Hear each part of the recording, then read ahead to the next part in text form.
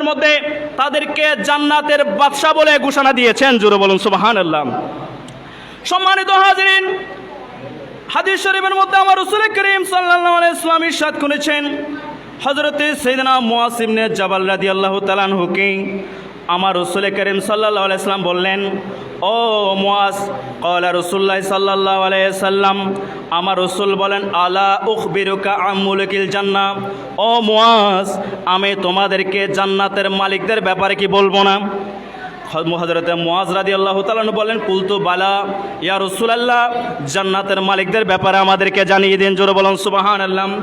আমার রাসূল বলেন, ক্বালা রাজুলুন দাইফুন মুস্তাদাফুন যু তিমরাইনি লা ইয়াবহু লাহু লা আকসাম আলাল্লাহি লা আবাররাহু।